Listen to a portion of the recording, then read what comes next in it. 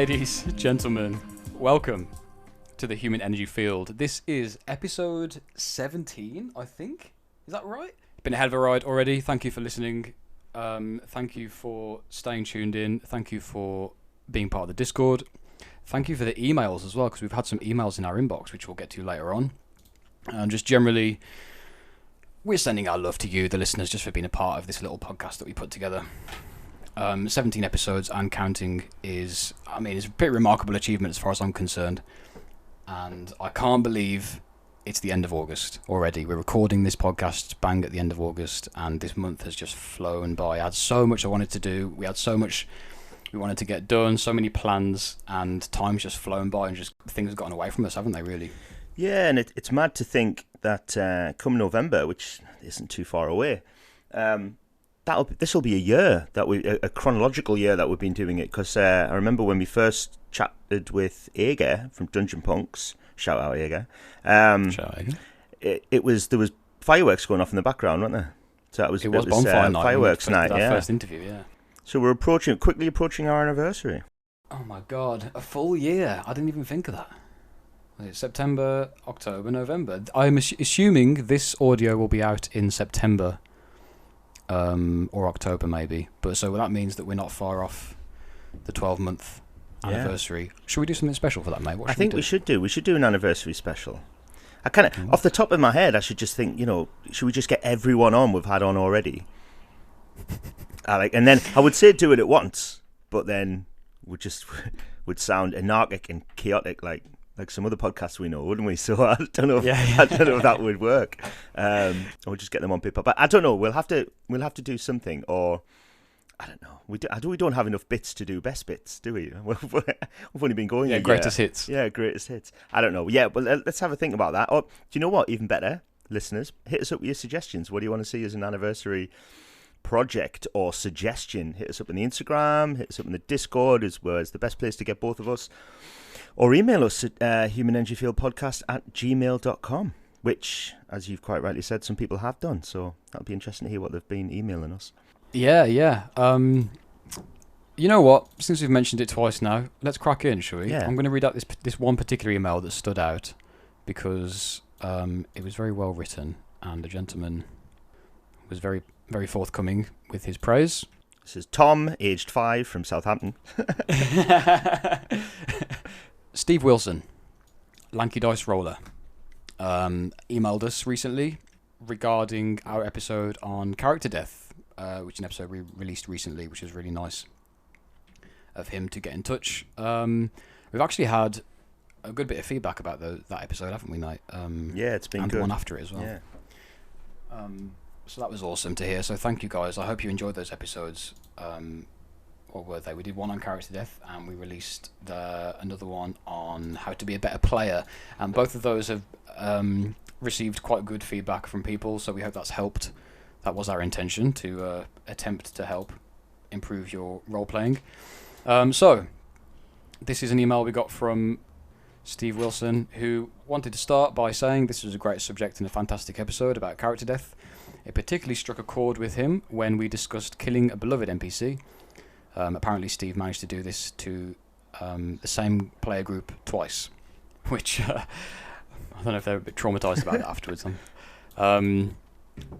He's written a nice long paragraph here about the two times this happened. The first time they took an NPC under their wing who was a kind of fan of the player group, and over time the NPC matured, got older, became an officer, and kind of left their wing to become his own kind of forge his own path, if you like. And he ended up fighting by their side as one of them, and he never arrived for a rendezvous. And as they were exploring a next location, they found his beheaded corpse, which is what a way to learn of a death. Yeah.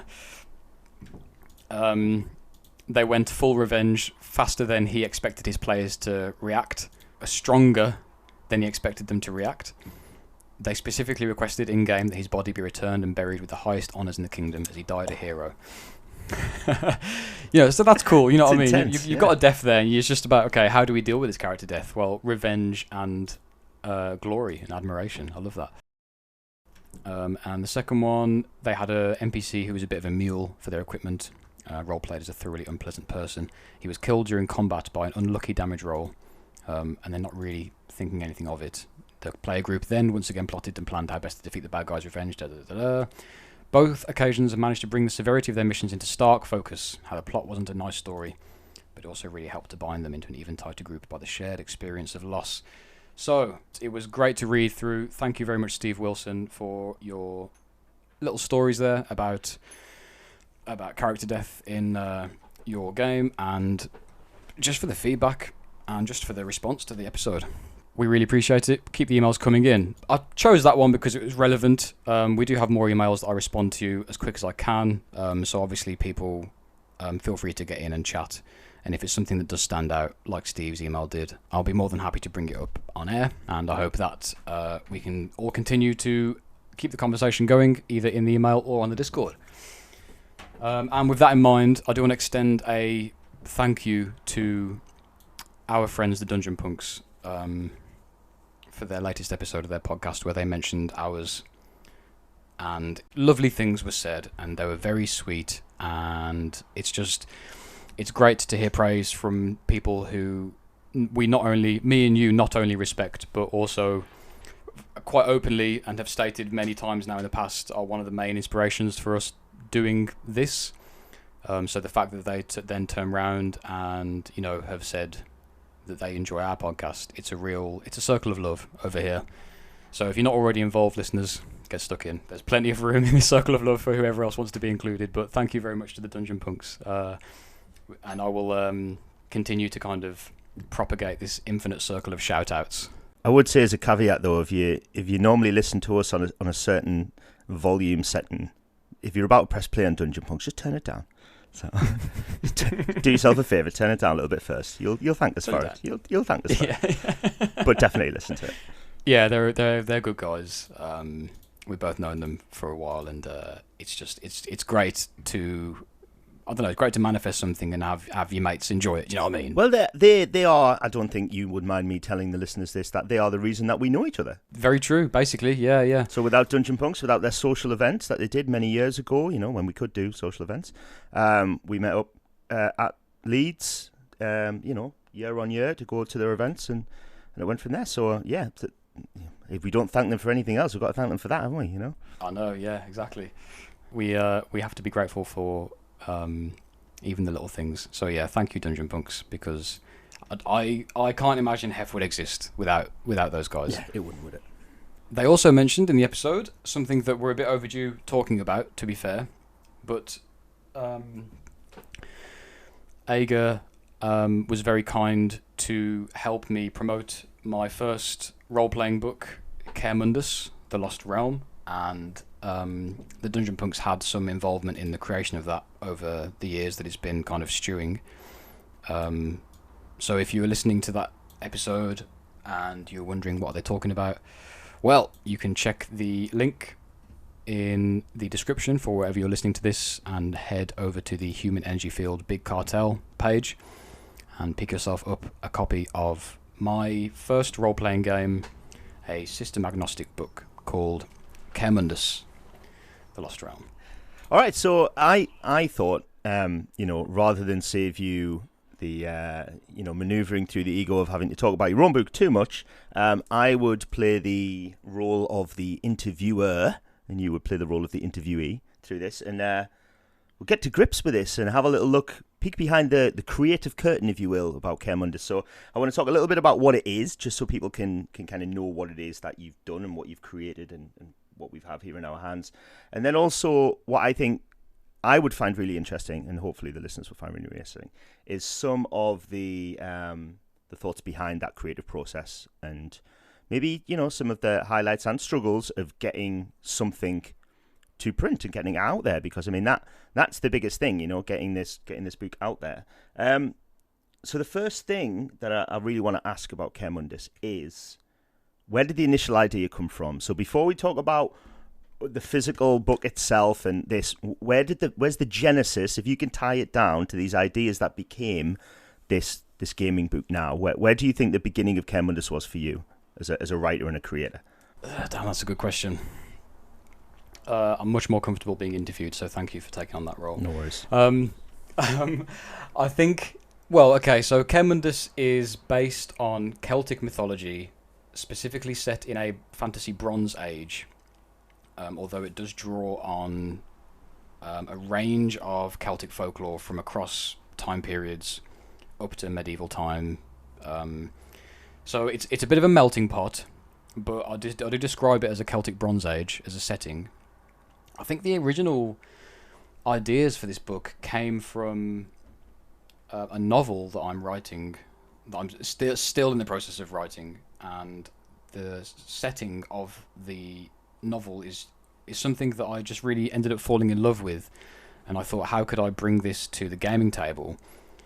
And through that kind of transition from story to RPG, I think, well, a lot was changed, a lot was kind of rejigged, and it turned into this, what it is now, which is a very overtly Celtic, as opposed to homebrew, if you like.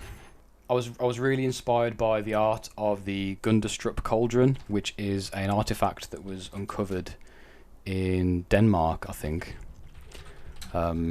Imagine, if you will, a big pot made out of silver and bronze. I think it was like 200 BC or something when it was made, and it's got all this artwork around the outside, and it's some of the only depictions of Celtic gods.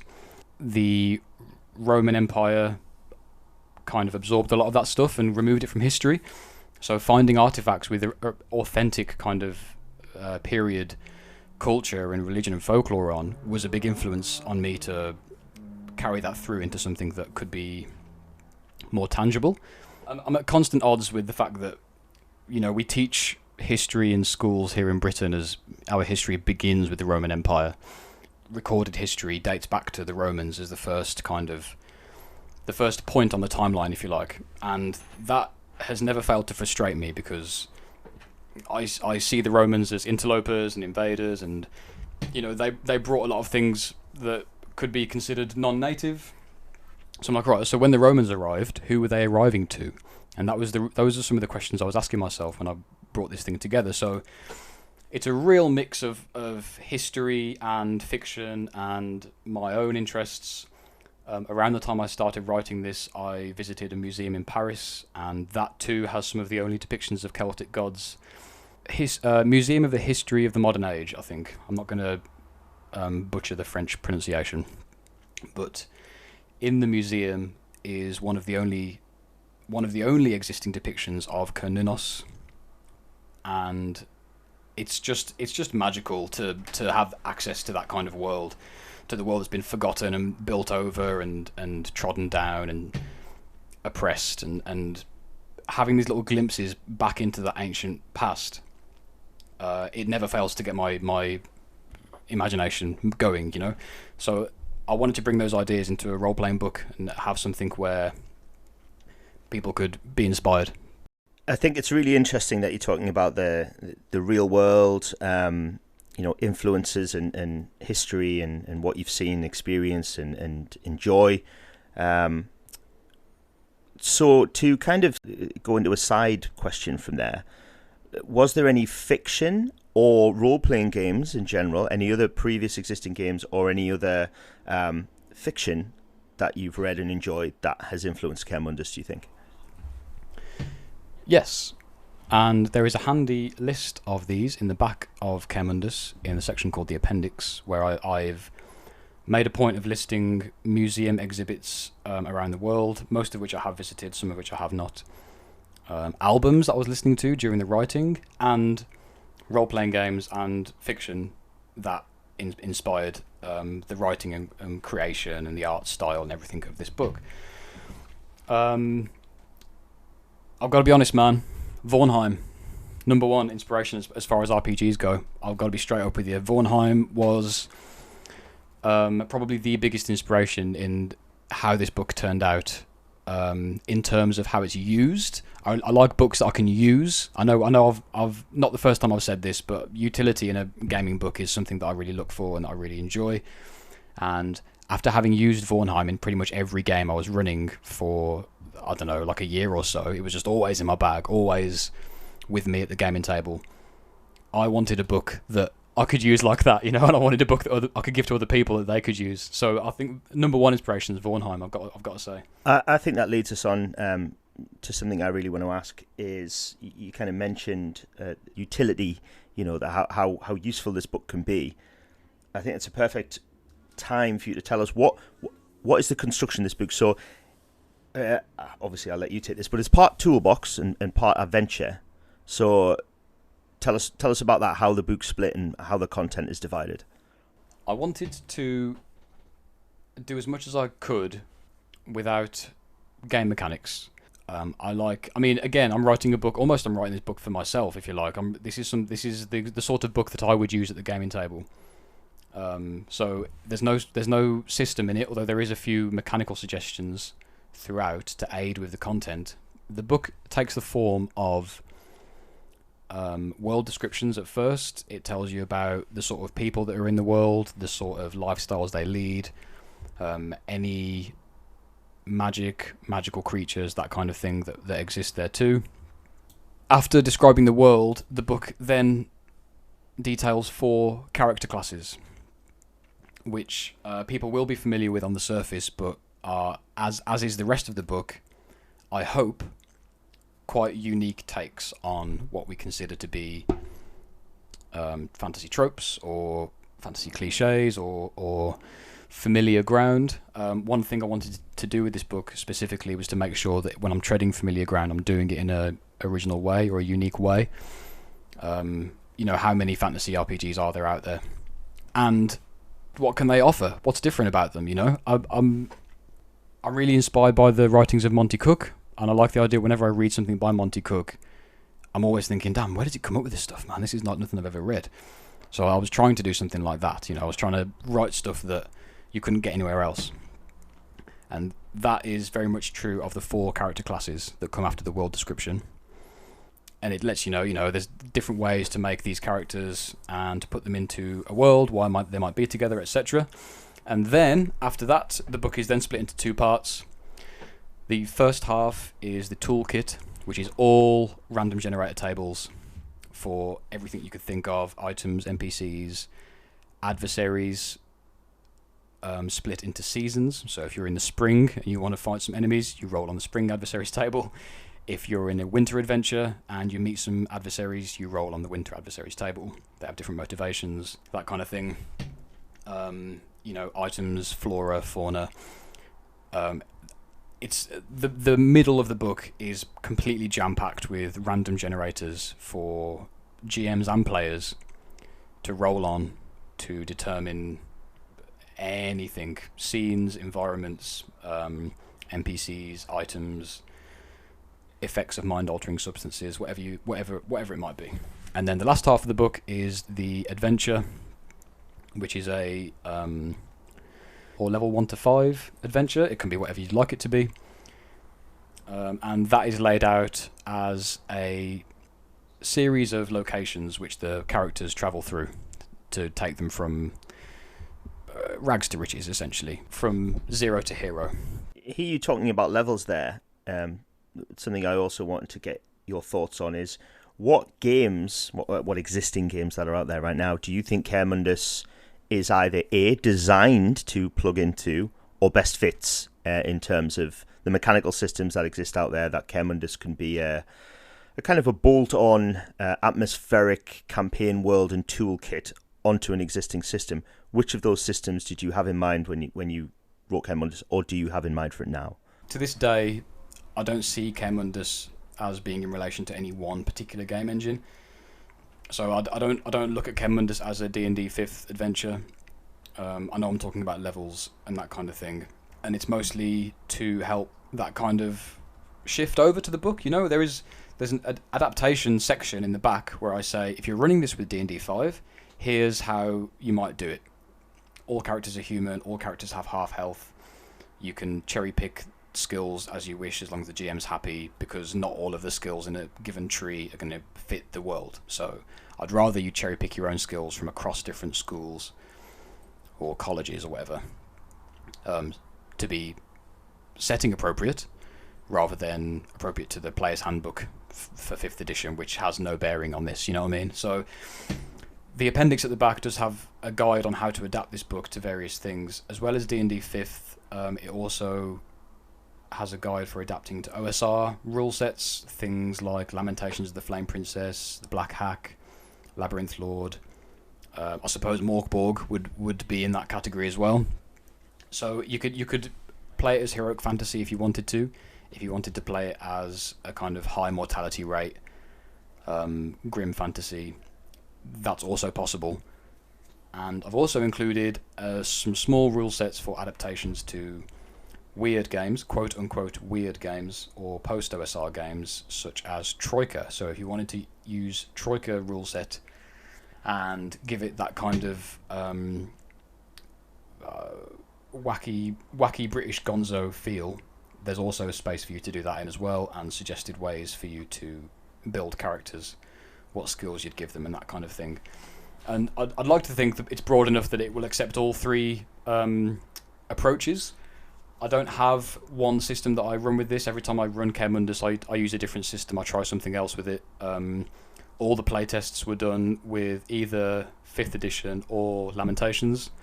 So those are the two systems that I've been using the most. But it's one of those things. I would be happy for people to use different systems to try it out with. Our friend Rob from Realm of Fire has also mentioned that he plans on running this with the Cypher system. So it's open for you to use whatever engine you want with, whether that's heroic fantasy or storytelling or something a bit darker.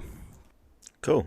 So let's talk about the physical product itself, because for people who haven't seen this or held it yet, then for a, for want of a better word, it's a small press independent self-published RPG book, but it's not in a format that you would usually see. It's not an A5 staple bound small zine style thing. I mean, this is an A4 92-page hardback book with a ribbon, with a slipcase. So I mean that, quality. I mean, you've really gone at the top end of physical production. Can you tell us some of the thought process behind that, and why you wanted to produce it in this format rather than A5 photocopied staple bound, which a lot of stuff comes out with? And I know we live in a world where there is a lot of different formats of independent RPGs. We live in a you can window shop all sorts of odd and unusual formats, but this is it's semi-traditional format because it's A4, but for an independent book it's unusual in its high production quality. So yeah, if you can tell us something about the thought process with that, it'd be great. It is kind of by design semi-traditional, both outside and inside. The layout of the book is a kind of indirect reference to faster titles like Earth Dawn. We've got, it's all black and white, 2 columns of text going down each page. I wanted to have that retro feel, and I hope that gets across. I did design this, and when I formatted this book and put it together, I wanted it to have that kind of OSR type feel to it. So I think the A4 size is part of that kind of style, as opposed to doing a little kind of digest-sized book like Lamentations or something like that.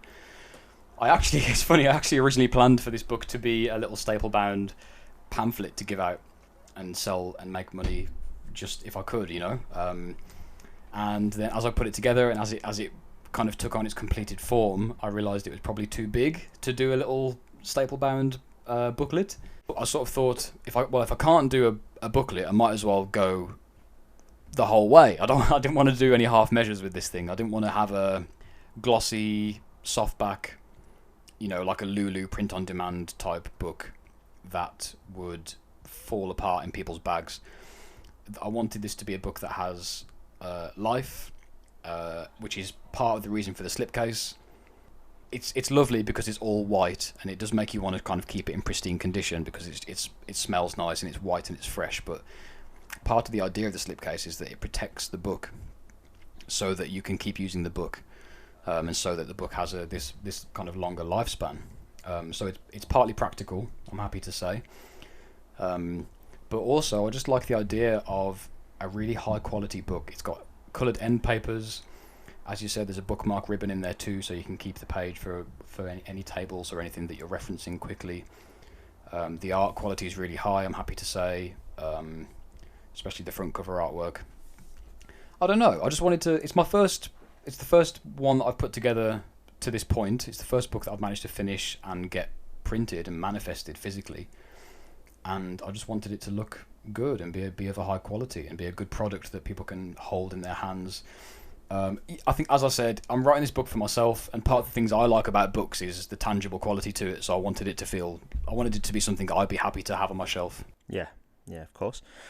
So I think it would be remiss of me not to ask you about some of the continued creative process when you're going through it. So I don't know, is there any situation where you had to think about what you should put in or things that you cut out? How much of the finished product was already in your mind when you kind of envisaged it, or did it change as a product as the project moved through time before it became a physical, tangible book?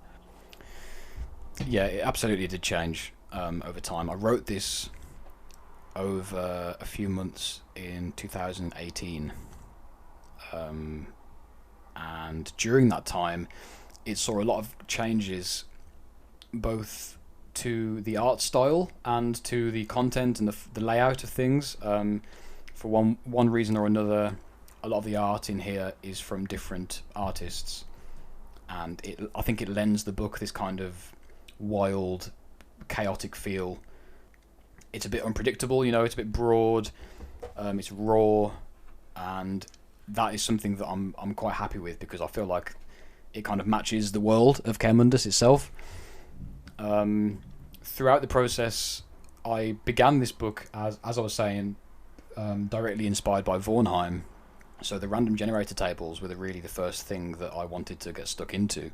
From those tables, I started realizing, okay, it's got to be more than this. So the story side of things began to take form, and through playtests and through consultations and through sitting down in pubs with various friends and experts, yourself included, I managed to piece together what the story would look like, or what form it would take, and where it belongs in the book.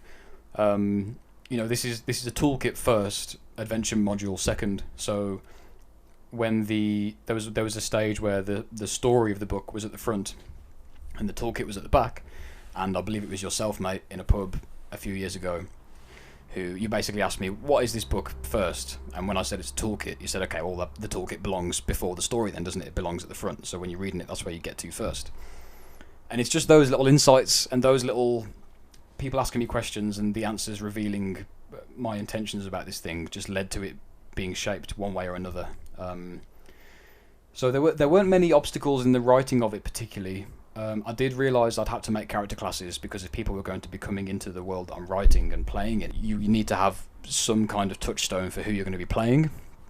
So the character classes, I think, were one of the last things that I did as the world was finding itself and coming into being. I realised, players are going to need a way to interact with the world, so character classes became a kind of natural follow-on from that. Yeah, that makes sense. So you kind of mentioned, obviously, obstacles in the writing of it and whatever. And I think what would also be a really good thing to hear you talk about, because there'll be a lot of people out there, of course there will be some people out there who have produced their own small press games, but I would think there'd be many more who would have thought about doing it and have not done it, or have planned it, said they're going to, or really would love to, or whatever. What would be your biggest piece of advice to someone who is sitting going, I have an idea, I want to turn it into a reality? What do you think is the most valuable piece of advice you could give them, having completed your journey with this first book? Oh, that's a good one. It's tough because, for me, this is bigger than role-playing games. The fact that I have a physical book with my name on it that has been on a bookshelf is such a dream for me. The fact that it's a role-playing game as well is almost, in a way, icing on the cake. And it is an RPG, and it's designed to be played with, and it's designed to be held and used at the table. But there was the other goal the personal goal, if you like, of having a book with my name on it on a bookshelf, and those two kind of ideas helped drive each other. If I was losing energy or losing focus on the RPG side, I could remind myself, once this is done, you've got a book out there. Or if I was losing focus on trying to get the book out there, I could remind myself, once this is done, there'll be an RPG you can play. So my piece of advice really would be to have the motivation to get it done. Do it yourself, start to finish. Don't rely on anyone else. Don't wait for anyone else. They will let you down. No one else has the passion for your book that you do. Do you know what I mean? I think I'm fairly comfortable saying that, with whatever subtext people read into it with. But I think don't wait for anyone else. If you need something done, either learn how to do it or find someone who will do it fast for you. And if it's an idea that you have but you haven't seen it through to completion yet, or you can't find the energy or the motivation to do that with, then maybe the idea is just not that important to you. Sorry. I mean, if it's really something you want to do, you'd find a way to get it done, wouldn't you? I think, I can't speak for anyone else or the circumstances, but I know this is something I wanted to do, and I wanted to make sure that it got done, and I've got there now. And if I didn't care about it that much, I wouldn't have manifested it. So I think be motivated and be open to learning new things. I had to learn how to format this book, and I did it in a couple of days. I managed to get some software off a friend. So the art, I can't do artwork. So this is one place I can't take my own advice is to draw or sketch for this book. I'm not an artist in terms of drawing, but I managed to source enough art, and I have enough friends who could help me out, submit pieces, or in a lot of places I had to save up money to get it done, but it was all me.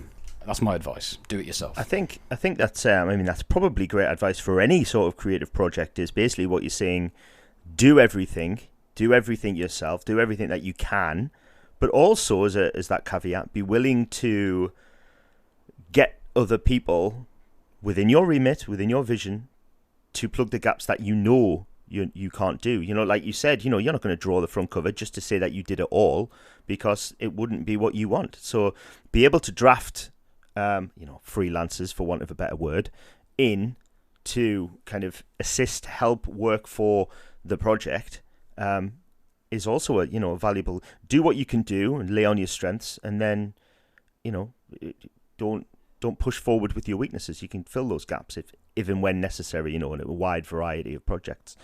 Yeah, fill the gaps. Yeah, definitely. But if, like I said, if you haven't got the energy to do this yourself, then maybe it's not that important to you. If it's something you want to get out there, you will get it out there. Otherwise, you don't want it out there.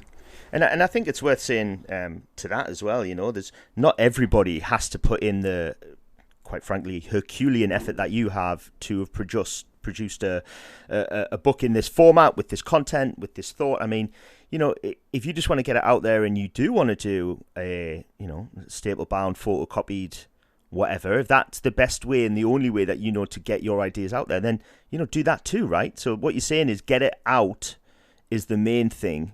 And if you can hit that height of what you would like it to be, great. But if you can't, doing it is better than just not doing it, either way. Yeah. I mean, I have a vision for what I wanted the product to look like, and because I've not compromised on that vision, it did set the project back a little bit. Listeners who have been following us on Instagram for a while might remember hearing about this book years ago, because this isn't a new book in terms of its production. It has been in production for a while, and you get impatient, you get frustrated with things, but I knew what I wanted the book to look like when it came out, and because I didn't compromise on that, and I needed an opportunity to make it happen, I'm now happy with it. I didn't take any half measures to get this where I wanted to be, and though it's come years down the line, it's exactly what I wanted it to look like, and I couldn't be happier with it, and I think that's really important. So get it out there. That's the victory. The fact that it's here, and the fact that me and you are both holding a copy as we're recording this, is the victory to me. The fact that I've managed to take the money that I've sold from one copy of a book that I've made, and I can take that money and put it towards something in my personal life, is the victory to me. So set yourself attainable goals.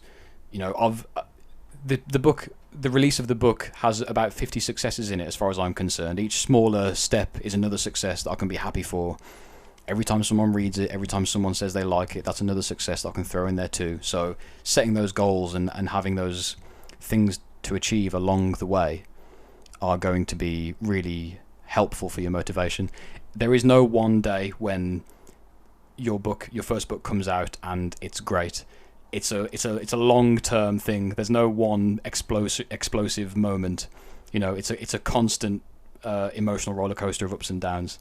So just be prepared and be ready to sit in for the long term. All good advice, and quite, I think illuminating for people who, most people who haven't been through that kind of process with any sort of creative project. Well, I'm sure there's people out here who've done entirely different creative projects, whether it's art or music or whatever, who are probably nodding along thinking, totally zoning in with what you're saying. Before we, move on to talk about anything else, I do want to get back to the content of Caer Mundus, and I want to, obviously the primary focus here is you talking about the toolkit and the influence from Vornheim and, all of this thing that you can use for years in lots of different games, which is all great. But then, can you give us a little synopsis, quite a brief synopsis, and some understanding behind the adventure that you put in there, and how you feel that works alongside the toolkit, and why you think it was necessary to put that in there and not just have it as a toolkit. So talk to us about the adventure in it. It's set in the world of Caer Mundus itself, which is a kind of limitless land where GMs can do what they want, and the story itself in the book is just a small part of that.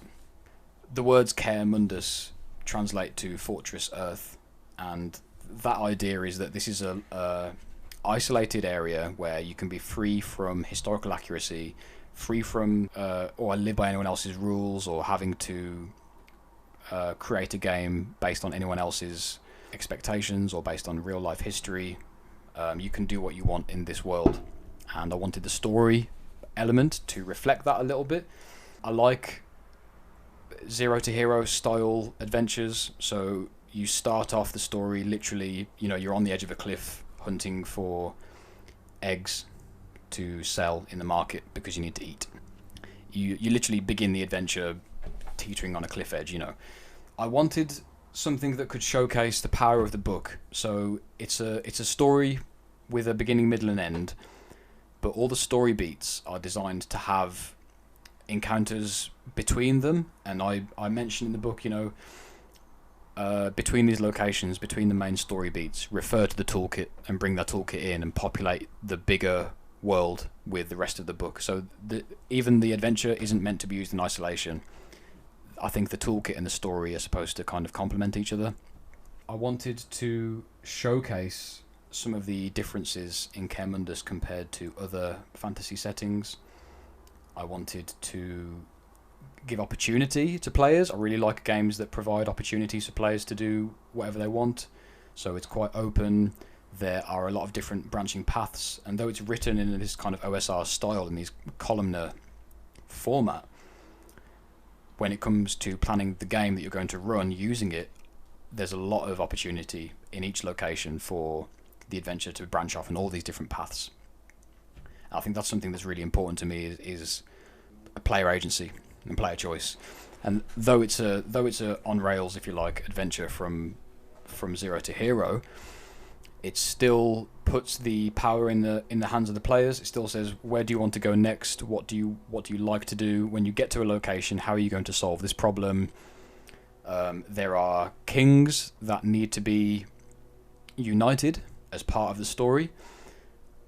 Whether the players choose to unite those kings or usurp them and take their thrones, or turn them into puppet monarchs for their own means, anything like that, it's all allowed and encouraged with the book. So I wanted it from start to finish to feel like something that was a little bit different. The weapons and the animals all have something uniquely Caer Mundus about them. So you might have seen a spear or a club before, but you haven't held one like you've done in Caer Mundus. You might have seen a butterfly or a cat or a seal before, but you've never seen them like in Caer Mundus. You might have seen a dragon before, fought a dragon with your player characters, but you've never encountered the dragon like is in Caer Mundus. So I'm hopefully trying to get across something that's a little bit different, and the story kind of showcases certain elements of that. Sticking with the story as well, and I think some people find this interesting as a bit of kind of creative crunch. Can you tell us about maybe some of the effects that your playtesting had on the final version of the story itself? Yeah, wicked. We had some great playtests for this game, and luckily, because it was all produced before COVID, all the playtesting was around a table, which is I'm thankful to say is how I would have liked it to be done. A particular group, actually, we ended up running a story branched off from this questline included in the book to such an extent that it became its own separate adventure, and I ended up writing it up as an adventure in the free supplemental PDF that I've also released called Votive Offerings, which listeners can find on DriveThruRPG. The adventure in that PDF called The God of Colour is an adventure that I've played with playtesters, and we had so much fun doing it. I thought I've got to write this up and include it somewhere. So some of the playtesting actually manifested its own adventures, which was great. A lot of the playtesting during the story helped me to realise those elements of player agency. It helped me to make sure there was, okay, we've got to have some sort of haven for the characters to go back to where they can keep their artifacts, or if they meet an NPC who is, let's say, a sawyer or a carpenter, he might not be useful to have hanging around when they're in the battlefield, but they need somewhere to send him off so that he can be useful to them in the downtime. Stuff like that. So it was just finding out from player groups what they needed and making sure that was included, rather than any kind of directional changes. I wanted to, like, there's a swamp hag, and a lot of players like to have interactions and make deals and gambles and bets with the swamp hag, and that became really important with every player group that encountered her. It really enjoyed those interactions, so I wanted to make sure that when it came time to write her up, she had a lot of possibility and a lot of things to offer player characters who are coming to her to supplicate her, or to try and get something of hers in exchange for whatever she had, in exchange for something of theirs or whatever it might be. Just opening it up, I think playtesting really broadened it out and made me think about different options and different paths that players could take and try to accommodate for those. Yeah, cool. That makes sense, doesn't it? Yeah, okay. Well, I know this is taking a bit of a formal, regular structure, but in order to follow on with that, before we start talking about something else, I think it's probably worth letting people know how they can get hold of it. Yeah, thanks. I mean, thank you for listening to us talk about this, because it's a real baby of mine, and I'm just really proud that it's here, and it's on my desk. I'm looking at it as I'm recording now, and I just couldn't be happier, honestly. So thank you. If you don't already have it, you can purchase a copy of Caer Mundus, The Lost Realm at the Human Energy Field Big Cartel page. So if you just Google Human Energy Field Big Cartel, or check the link in the description for wherever you're listening to this, or if you are on Instagram, hit up my Instagram account at Gamma Valley. The link is in the bio there. You can head to our web store and get yourself a copy of Caer Mundus. Shipping is a bit painful because for some bizarre reason UK voted itself out of the EU. That's a whole other situation that we're not going to cover here on air. But so shipping prices are a little bit much, and I can't guarantee that there won't be more customs charges on your end as well. Our good friend in Sweden ordered himself a copy to take with him when he was cutting down trees out in the Swedish wilderness, and he informed me he got savaged by custom charges as it made its way to Sweden. So I'm not responsible for those, but if you do want to get yourself a copy and you're happy to pay, which I can't tell you how much I appreciate the feedback it's gotten so far, there are still copies available. Head over to the Human Energy Field Big Cartel. I number each copy by hand, so there'll be a little pencil number in the bottom right corner when you open it up to tell you what number out of the 300 copies you will have. And if you'd like, I can write a little message in there as well. People have asked me for messages and autographs and various things like that, so I'm happy to oblige anyone who particularly cares about that kind of thing. I don't supply any drugs, so I'm sorry. This book does not come with hallucinogens or any kind of substances. Those you'll have to find by yourself. This is just paper and imagination. But the Big Cartel is a place to go for this. Cool. I'm just really excited, man. Honestly, it's been a long time coming, and I think I was saying at the start how this month has just got away from us, and I would like to have had the time this summer to do actual plays, to run it for listeners, go into the Discord and say Caer Mundus one shot this weekend and stuff. And I honestly still would love to be able to do those things. Time and life get in the way, and work and everything else that goes on in our lives, and it's just something that one of many projects that I've had to kind of drop in the list of priorities to get other things sorted. But I will be running Caer Mundus in the future, that's for sure. I will be having open games for listeners to come in and take part in, and I will 100% be doing a actual play, which we'll record and get up onto the pod for people to listen to. So it is all still in the pipeline. It's just a time thing, isn't it? Really? Yeah, of course. Yeah, these things. But as you say, even though the writing and the printing is finished, Caer Mundus is eternal, and it continues, in your heart and ours, and so that although that journey is finished, Caer Mundus's journey has only really just begun. So. Oh yes. Oh yeah, exactly. Yeah. This is the first step on the long path for Caer Mundus, definitely. So get on board, people, if you're not already, and get yourself a copy of this book. I think it's really good. I wrote it a few years ago, and I've been going back through it as it's been printed, and as I've been dealing with the physical copy of it and rereading it and falling back in love with it all over again. I am honestly a fan of this book, and I know that's probably a strange thing to say, but I do really like it. So it's great to share my friends. And maybe, do you know what? Maybe we should talk about something you haven't written. Should we do that? Do you think? Have we got room on this episode? I don't know. I think we have. We have to talk about something you haven't. I think there's a few things you haven't written, so we'll talk about some of them. Well, do you know what I will mention? And I'm not going to mention it too much because I haven't looked on the Discord to see if a few people still haven't ordered it or read it, but there's one of the things which is kind of emerging out of the Discord as we speak, so it may well be a bit more structured by the time you listen to this, is we're trying to get like a book club style thing going through the Discord where people can throw open suggestions for things to read. And one of the early suggestions that I think was just thrown out a bit kind of casually, tongue-in-cheek thrown out there, was for a Wonder Woman graphic novel. Let me grab it so I can give the proper details for it.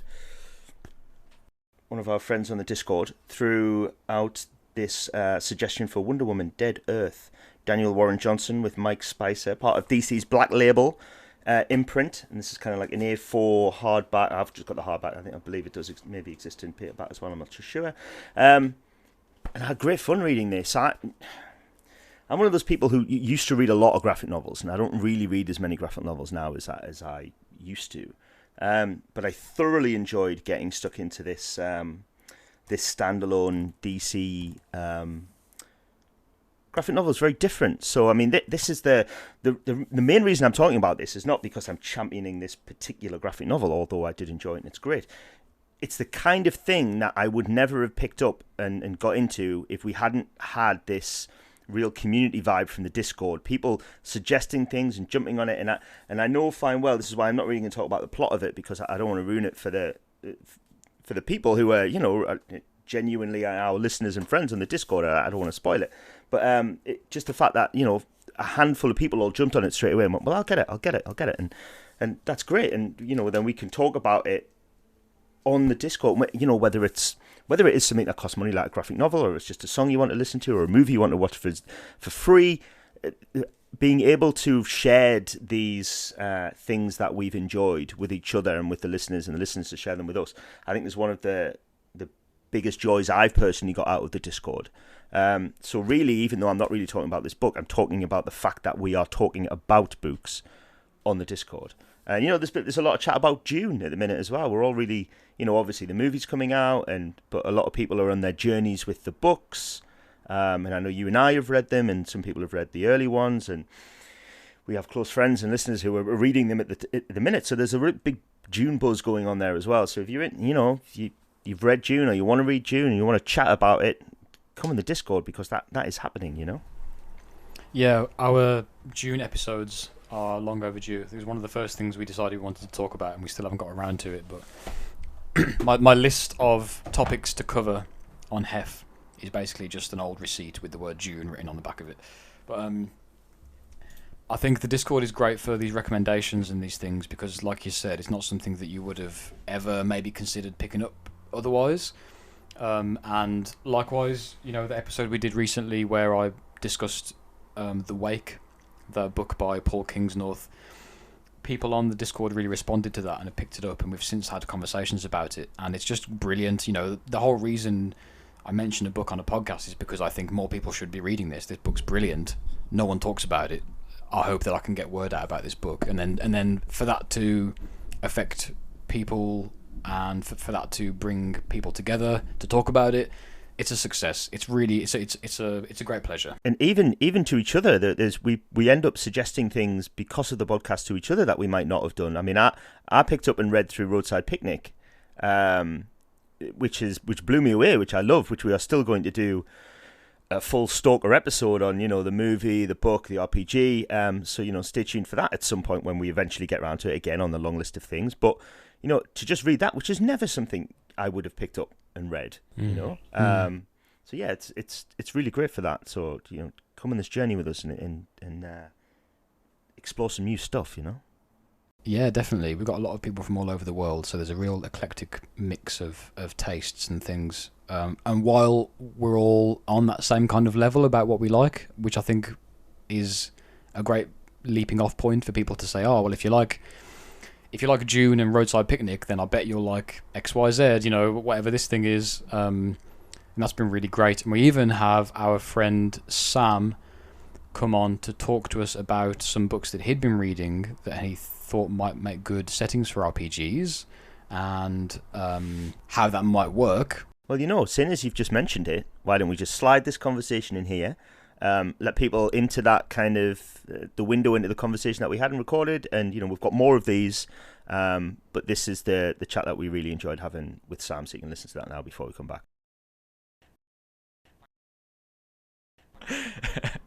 Perfect timing, mate. Thanks for joining. Nice to see you. Do you want to quickly sort of, give us a little rundown, introduce yourself, Sam, let us know and the listeners know a bit of maybe your background or what your interests are, that kind of thing? Yeah, I feel like more than one of the listeners, I'm a mid-30s grog that used to be into Warhammer as a kid.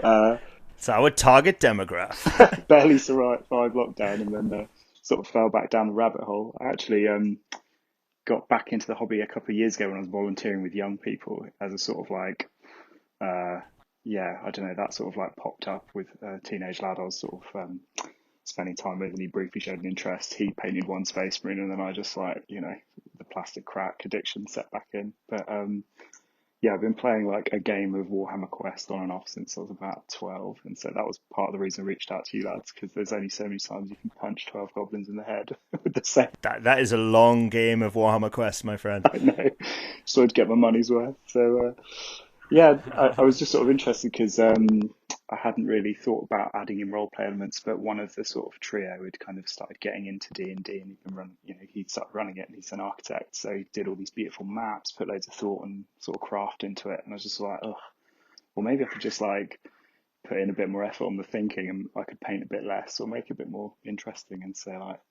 Henry, you were really sweet with the spam that I gave you, and you sort of recommended Troika, and likewise Jamie, you sort of gave me a load of pointers on Warhammer Fantasy roleplay as well, and I am now just surrounded by books and books. Oh, brilliant! So it's life is good.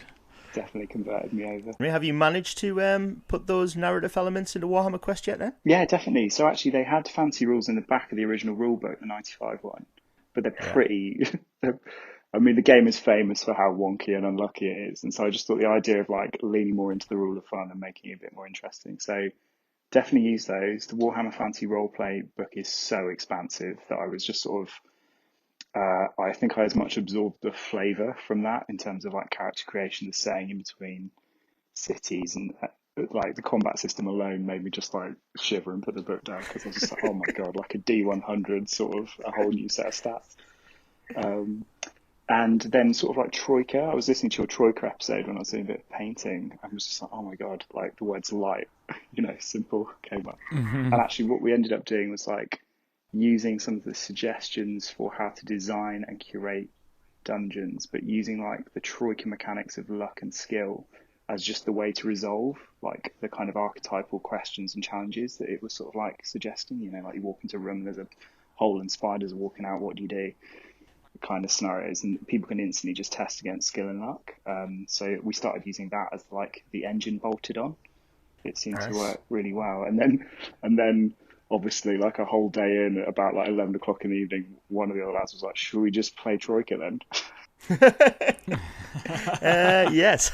So we did we did a bit of that after quite a few beers, and that's why I pinged you both a note, because actually I realised that whilst I might know sweet FA about being a GM, I have read loads of fantasy novels, and the one I was sort of going to chat you through was this book Invisible Cities by Italio Calvino, because I think you guys have talked about like really useful, practical like repositories, and I just don't think, unless you like have a mate who's like a writer or into literary like narrative devices, it's probably not going to be on your bookshelf.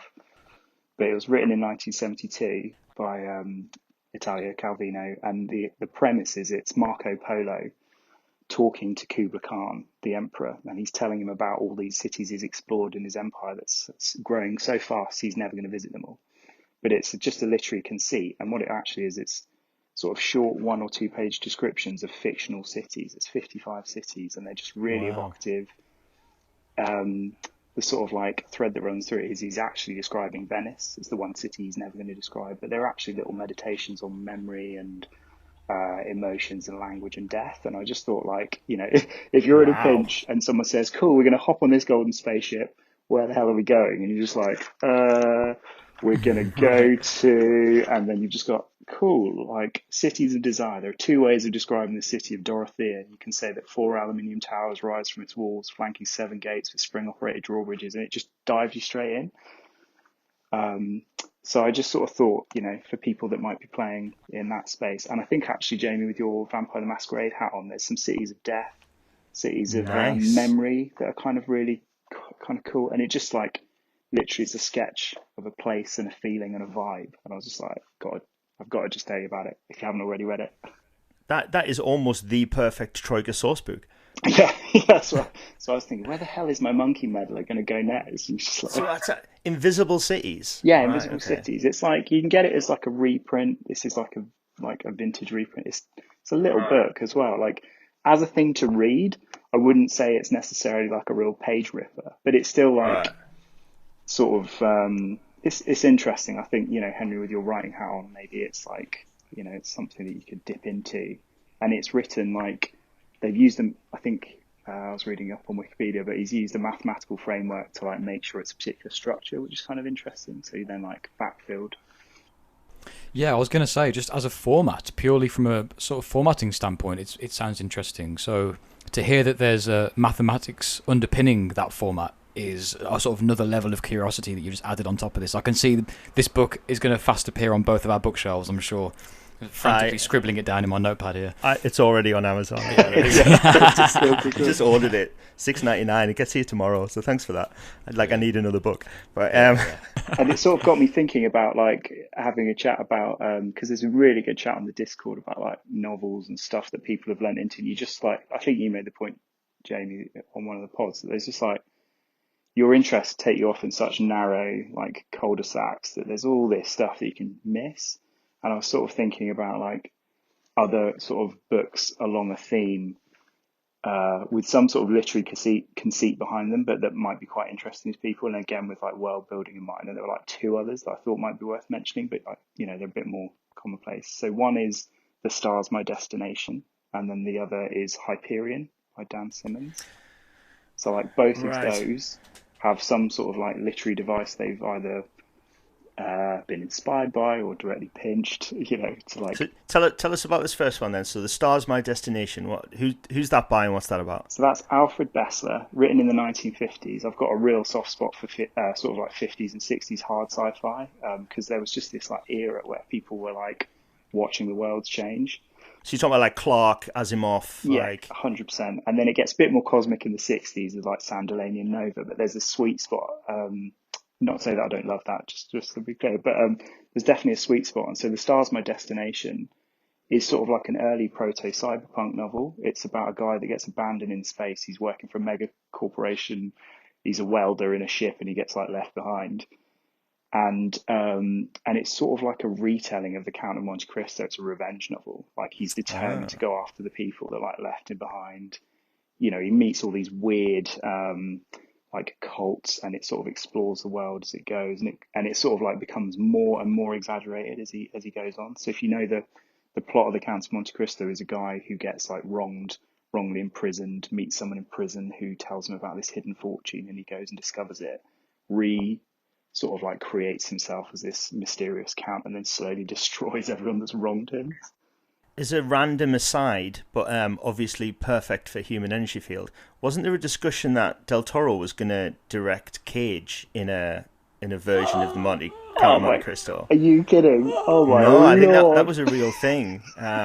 It was going to be like a gothic steampunk version of the. I mean, as the jazz musician of American actors, we can only imagine how good that would have been, right? Oh my God. It's like Bad Lieutenant set in the 16th century in Italy. I just like. But anyway, there I stopped you talking about. Sorry, The Star's My Destination. But would that work well as kind of like a gaming setting? Do you think the thing that he presents? So I think there's a few. So I guess it's interest for color if people are playing sort of like the side, stuff that's heavily cyberpunk influence. It's got the hero's arc, but it's like the anti-hero's arc, which is amazing. It just culminates in trying to destroy everyone.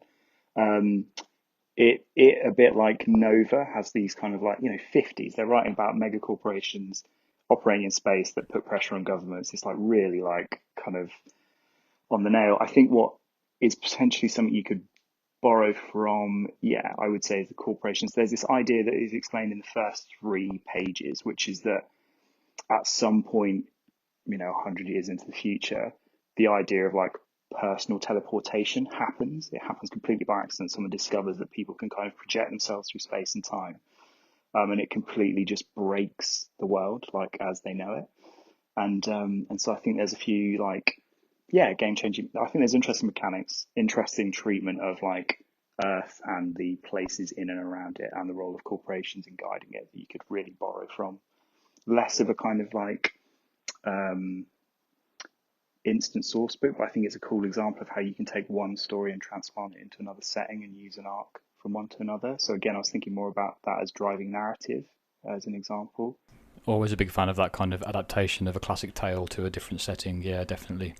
And that's both of these books are sci-fi masterworks. Is that correct? Yeah, exactly. Because I fell down a rabbit hole after I'd read too much dystopian fiction, where I was just like, I need something like either vaguely positive or just a bit different. I held off talking about Ian M. Banks because that's my go-to when I need to feel like humanity has a chance. We like Ian M. Banks over here on the HEF. Big fan of Ian M. Banks. In fact, this is a perfect introduction for me to mention this book actually. Oh, hello. I picked up a copy of it's Ian Banks rather than Ian M. Banks, which obviously we know, but it's Ian Banks' Transition. Is it one you've read? It's wonderful. It sits in this beautiful middle ground between Ian Banks' kind of modern kind of weird dark fiction and his sci-fi Ian M. Banks fiction, and I can highly recommend it to anyone who likes either, because it's just enough of the other one. It's basically about these guys who can kind of jump into parallel dimensions, and kind of jump into these bodies, and it's got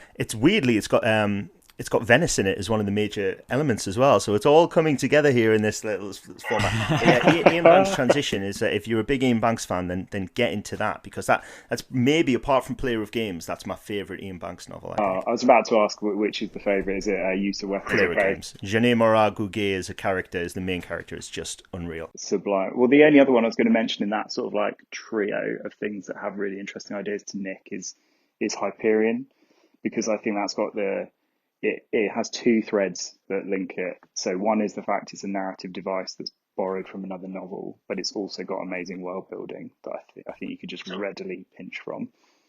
So for people who don't know what Hyperion is or who wrote it or whatever, give us the brief lowdown on Hyperion. So Hyperion is Dan Simmons, 1989. It's effectively the Canterbury Tales in space is how I sort of describe it to people. So it's sort of 7, I think, pilgrims traveling to a desert planet. They've all previously visited at some point in their past, and they're kind of compelled to go back. And as they travel to this sort of remote temple, they begrudgingly share the accounts of what brought them there the first time and what's bringing them back again. And as it sort of progresses, it also explores the world of a kind of like expansive humanity-ish. You're not 100% sure what they've kind of transformed into, and its relationship with a kind of conscious AI superentity that enables it to kind of like, translocate between 26 or 7 different planets. And so it's got lots of planets to readily borrow from. It's got an amazing sort of setting, again, the slightly sort of ominous relationship between human and technology. Again, it's sort of predicting constant interactions with so much information and data, and the sort of like alienation that would come with that, the sort of absorbing of different cultures into a homogenizing culture. It's, again, like sort of prescient in the extreme, I would say. So am I right? Am I right in assuming you haven't done a huge amount of role playing then? No. Right. Okay. This is cool. So this is where the question's coming from. So you as a kind of new into the role playing hobby, but you obviously bang into kind of sci-fi literature. If you could play, not necessarily run the game, if you could just imagine somebody else is running the game, so you can just enjoy it and be a character. Amongst some other characters, if you could jump into any science fiction universe or milieu, which one would you like to play in? So the GM's going, I'm running a game based on this book or this movie or this franchise or whatever. Which sci-fi universe would you like to most explore as a player character? I think possibly that one, actually, because I reread it recently. Oh, wow. Because it's got so many like great arcs that you can kind of you could sort of like pick up as threads that I'd love to explore. So it's got these particular planets that it kind of centers the kind of human sort of asides in. So, the backstories, there's a sort of new Hebron, there's a kind of like resettling of the Jewish community on a planet. And there's a sort of thread that comes from there. There's a kind of arboreal planet that's run by sort of like nature supremacists that worship trees, the Templars. Like, there's all these great, really evocative worlds you could like start from that would have a real strong genesis. But there's a obvious pilgrimage point in terms of the planet Hyperion. There's also an intergalactic war going on, so I think that for me as a complete noob would be like a great place to start, because it's sort of evocative, diverse and weird. Ian and Banks's culture, I think, would kind of like be a similar kind of sort of melting pot of those ideas.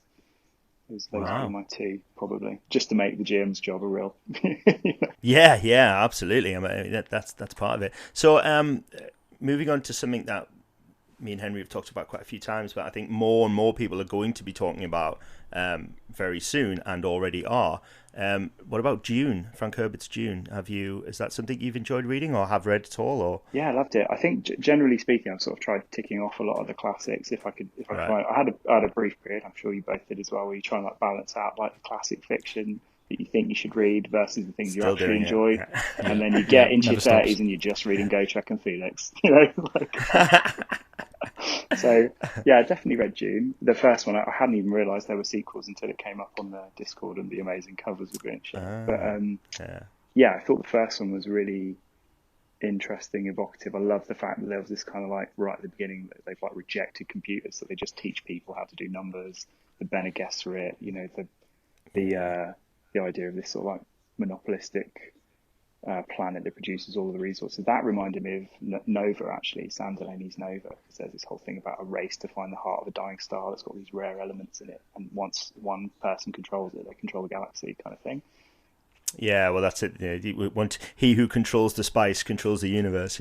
Yeah, I think like everyone, I sort of watched the movie, and thought elements of it were amazing the first time around, and then you see Sting in his red pants flying around and just like. Well, I think to kind of almost come a little bit kind of full circle with this.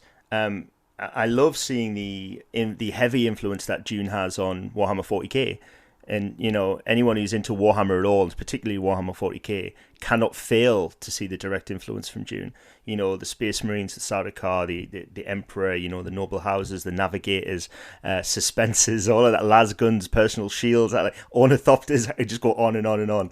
Yeah, I mean, I think it's funny as well. I can't remember if June ever made me laugh, but you know, I guess Games Workshop and 40k has slowly lost its sense of irony and satire. So maybe they're just like, you know, 100%, you know, and I think I was having this conversation the other day that a lot of these GW ideas that, you know, that what their intellectual property is was based on satire and poking fun at these other big problems of these things, and it's gone past that. So the things that were parodies are now no longer parodies, or they are, but people don't understand what they're parodies of. So they stand alone on their own. It's really morphed into something that it just never was. It's really unusual. well, we just sort of like live in a time where we slowly are lacking nuance. You know, like I think it's what I kind of enjoyed about Troika is that there's a clear sense of humour that runs through it. To be honest, it's not something I necessarily look for in those settings because you sort of want to suspend your disbelief. And I think for some people, comedy can really like bring them out of it. But if it's sort of like natural and in the moment, and you know, it's so ridiculous when you're rolling dice and you know you're convinced that there's just like 6 ones on this blooming thing and you're never gonna make it, and it has those moments that are just outrageous. But you know, like reintroducing a sense of like skepticism and like humor, and I think it's just really important. Like, I love the idea of using invisible cities for Troika, but another thing which I've kind of been meaning to do for a while but haven't got around to it was to have a look and develop Jeff Vandermeer's City of Saints and Madmen for Troika, yes. and to the City of Ambergris, which I just think would be so much fun. And I can tell by your reaction you've maybe read this. Oh my God, that and Annihilation. I mean, like, yeah, I mean, City of Saints and Madmen, and actually, that's almost a segue into China Melville's like Baz Lag stuff. But Saints and Madmen is just so ominous and weird. You know, the Festival of the Squid, those like Yeah. strange fungoid creatures that live under the city. I mean, yeah, that would be absolutely wicked. I mean, I was talking about sci-fi, but like, I do love fantasy. I think the one thing that it suffers from of late is that there's quite a lot of blokes and cloaks literature that just sort of is a bit rinse and repeat. So when you really find something that's like weird and challenging, and is so evocative, I think that's what Vandermeer does with that. That's amazing. Like, sorry, Jamie, I just like pounded you with words then. Yeah, no, it's absolutely true. You know, it's nice to speak to somebody else who appreciates Vandermeer for that, because it's a weird one. I don't speak to a lot of people who've read City of Saints and Madmen, strangely. It's quite tough going though in places, and it's got that little jarring episodic structure. I think the bit where you like the Reds, is it the Reds and the Blues or the Reds and the Greens that are fighting over the opera? And like, I just thought that was amazing. You know, like this idea, like any ideology taken to an extreme is so surreal and weird. It might as well be opera that they're fighting about in the street. You know, they're just murdering each other over the interpretation of someone's opera in this mad city full of like. It's very almost like kind of Lilliputian, isn't it? In that sense, yeah. It's big enders, little enders, isn't it? Oh, so. Yeah. And I mean, have you like looked at that whole new weird? There was a tiny little new weird movement. There was City of Saints and Madmen. There was China Melville's Baz Lag series. There was a couple of others that fell in. I can ping them on Discord. Again, that had the same sort of strangeness or jarring quality to them. Just remember what the other ones were. There we are. Have a little think. Okay, so here's another interesting question to put pressure on you. So if you were in charge of deciding the first book in the Human Energy Field Discord Sci-Fi Book Club, yeah, what would it be? And based on a few different things: accessibility, size of book, how good the book is, whatever, blah blah blah. What would you be like? Right, guys, we should all read. If it was on your shoulders, and you had to decide now, what book would you have us all reading to discuss? None of the ones that I've just talked about. So I called up my mate yesterday and was like, who I share book recommendations with. I was like, what are the 2 or 3 best books that we've chatted about over the last few years that have stuck with you? because it was different, because it was surprising. And he said Joe Haldeman's The Forever War, because it's not too big. It's an interesting like piece of its time. It's got great ideas in it that I think are super relevant now. It's like, I think of it as a companion piece to Starship Troopers. One's the pro-war Vietnam novel, one's the anti-war. Neither one of them talks about Vietnam, but it's entirely about Vietnam. And Forever War is like maybe like 150 pages. About an accidental war that started in space but's fought across space and time. And every time the troops come back to Earth for R&R, 200 years have passed and the world has changed around them, and they become dinosaurs. And so I think it's got so many huge themes, small day-to-day moments. It's got loads of those great sentiments that are captured in books like Black Watch, or like Erickson's Malazan series about like small groups of people like living through sort of the day-to-day bullshit. If you know anyone who's ever been in the military, it's all that hurry up and wait kind of stuff. It's that in a book. So it gives you an amazing window into that experience. Like, that would probably be my starter for 10. Thanks. I'm curious, Sam, if you've ever read the entire of the Southern Reach trilogy by Jeff Vandermeer, or just the first book? Just the first one, actually. Yeah, I don't know how much I want to go into the context of this, given that it's been recording about when I picked up and why, but it felt just enough like a weird trip that one was like perfect anymore, and I was sort of starting to potentially wig out. But they're on the list of. But I was actually really keen to find out from other people that have read them, like if Annihilation was just like a freak one-off of how good and self-contained it was, or whether it carries on with that quality. There's 3 of them, and if you think the first one was a bad trip, I would recommend the second and third one. There's some elements in the third book that every time I meet someone who's read the third one in the series, I just want to grab them by the shoulders and be like, "What did you think about this? Oh, can you believe that this happened?" They're very they're so evocative in their own way, and I've never read anything else like the Southern Reach books. You bringing up this, what's it called, the City of Saints and Madmen, yeah. Every time you flash this book around in front of my face, Jamie, it makes me want to read it, because I've read the trilogy by the same chap, and just knowing where the Annihilation story goes and its conclusion makes me want to see, all right, what else has this guy done? Because he's really on the edge of something. He's found something out. You know what I mean? He's got whatever his finger is on. I want a piece of it. I'll have what he's having. The thing that was a bit triggering with Annihilation as well was that like my day job once upon a time was a scientist, and so just like reading all these like pseudo lab reports as well, I was just like. Yeah, mate. Well, I won't say anything, but I would recommend reading the second and third ones. It's not a flash in the pan by any stretch of the imagination. This guy really is. He is, to all intents and purposes, just that talented, as far as I'm concerned. Awesome, that's so good. Yeah, he's really great, mate. Thank you so much for coming on and bringing us some book recommendations with you. Really appreciate it. Mate, absolute delight. I really enjoyed the Discord, and hopefully those ghosties made you safe and sound. They did. They're going to be making their way over to the Instagram with some nice high quality photos at some point. I do want to be showing them off. Amazing. I was having a bit of. They look really good, honestly. Thank you so much for them. No, you're right. I was having a bit of a freak out because I was just like, I've got all this stuff kicking around. I just couldn't get myself like G'd up to do something with it. And I think actually painting up the little ghost was enough to make me think that like Lost and the Damned, all these people left behind on Nothos, like slowly getting sicker and more angry. It felt like a great place to start. That'll do it. What you've posted so far looks brilliant as well. So they do really. I love that washed out colour scheme. They just look really bang on. Really cool. Jamie, are you gonna ping anything on yours, mate? I'm desperate to see some of the stuff behind the heft too. I will. I will push it forward. No one's seen Jamie's models yet, you see, except me. But so Sam, before we go, I've got one last question. What do you think of Caer Mundus? Oh, mate, I love it. It's wicked.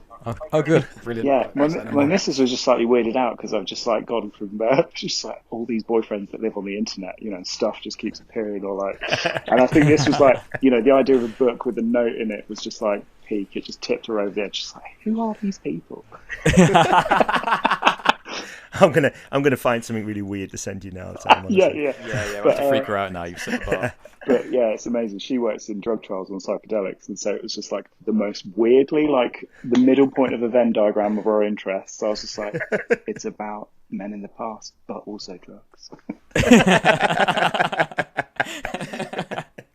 I'm I'm really happy I can bring two people together like that in that way. Caer Mundus is officially a success. Awesome. Cheers, lads. Yeah, thanks, man. Speak to you again soon. We'll have you back on soon at some point. All right, mate. Awesome. Take it easy. Nice one. Drink lots of water, mate. Yeah, we'll do. Yeah. You too. See, wasn't that fun, listeners? See, wasn't that fun? Yeah, see? But you could do that, you know? You just simply get involved with us, and if you got something you really want to talk about, then come on, let's talk about it, because, you know, we keep beating this same drum, but HEF isn't, it's not just about us, is it? It's everybody. One of the major things we wanted to do is get people involved and get people on. And maybe, you know, we've done a lot of episodes where we haven't had people on, but we still intend to get people on to talk to us, or either as guests or as separate conversations, or, you know, but this is one thing what we are intending to do more and more of. So yeah, this has evolved as we've been doing it, but that's never left our minds. Something we wanted to include in one way or another is for people to be involved. So we've been trying different ways. We will continue to try different ways to have listener involvement. And yeah, the conversation with Sam is just another example of how you, as the listener, can go about getting in touch and recommending stuff to us that we like. And one more book I will be mentioning in the Discord at some point is a non-fiction book that I've recently picked up. Or it's actually lent to me by a friend because it was on her bookshelf and she knows that I really want to read it. So I am reading a borrowed copy of Madhouse at the End of the Earth by Julian Sancton. Madhouse at the End of the Earth is an account of a Belgian expedition to the South Pole in 1884.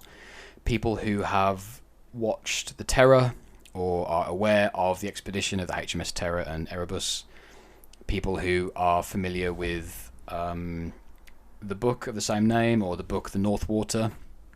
I believe also there is a little mini-series coming out based on The North Water with Colin Farrell and Jack O'Connell, so that looks quite good.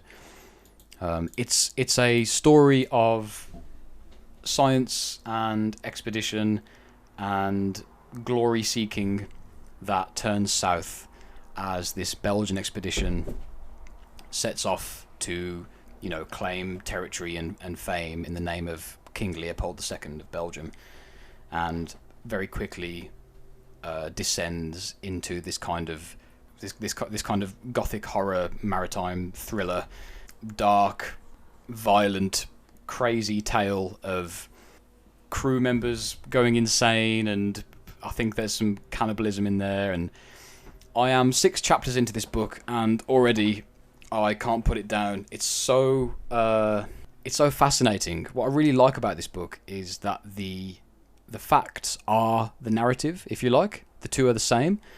So in fundraising for this expedition, the leader of the expedition makes certain claims, and then the writer of the book can refute said claims by looking at the actual reports that were filed, the quotes from people, when he made communication with people and on what days.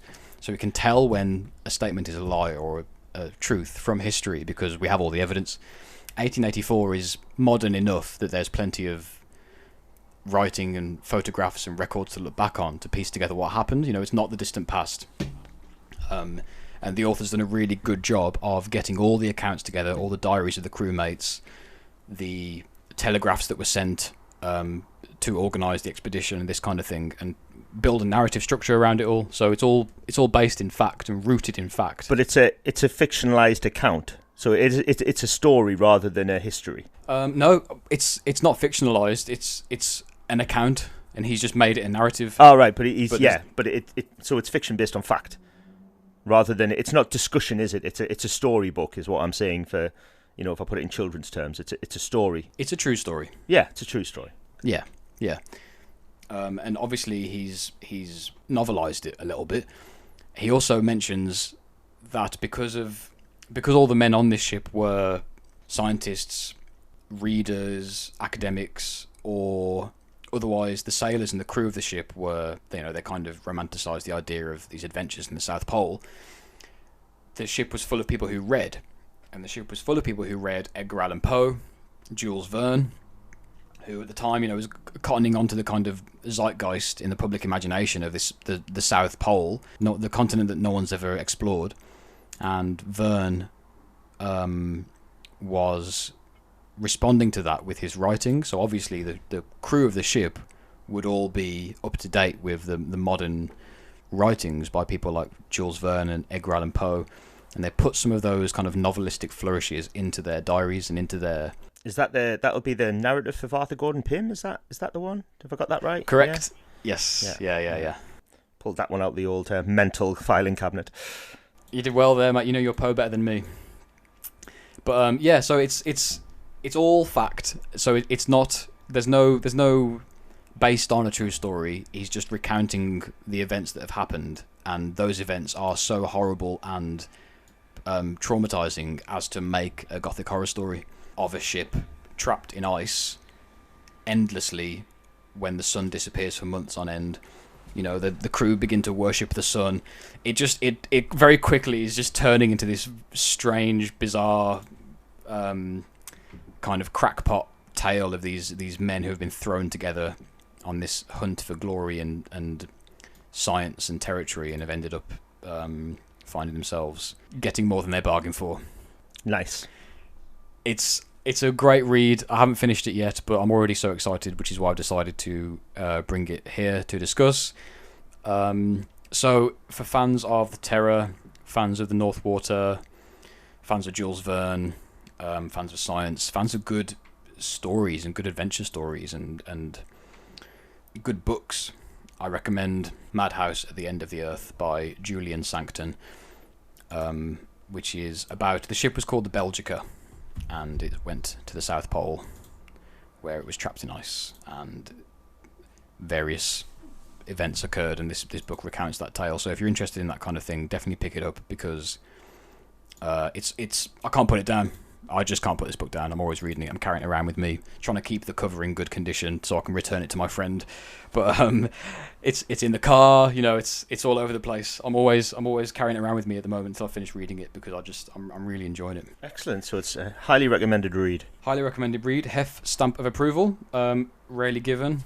I think this is a book that I'm going to have to get my own copy of once I've returned it to my friend, and make sure that it sits on my shelf where it belongs. It's great. It's really good. It's also served as one of the many influences for a Cypher campaign, which I've just finished running, which we'll be discussing in the next episode. So if you are interested to hear about a 12-episode season of a Cypher game that I finished maybe a few weeks ago, we'll be discussing that next episode, as well as several other RPGs campaigns that are ongoing or have just been wrapped up and finished, various games that we've been playing, as well as some more books and reviews for you guys to get stuck into. As always, thank you for listening. It's been an absolute pleasure. If you enjoyed the chat with Sam and you think, hey, I could get on there, all I need is a microphone and a book to recommend to these guys, you're right. Message us. Instagram, Discord, Gmail, humanenergyfieldpodcast@gmail.com. Get in touch. We can set up a Skype meeting or set up a recording of some kind until we can meet you guys in person. And if you've got a book you think we'd like, check it out. Then bring it on, tell us about it, and more than likely one of us will pick it up and give it a read, like we've done with Invisible Cities. Definitely worth getting in touch if you think you've got something that you'd like to recommend to us. Stay tuned till next episode. We're looking forward to it. Thank you for listening as always, and we'll see you next time. Stay hydrated.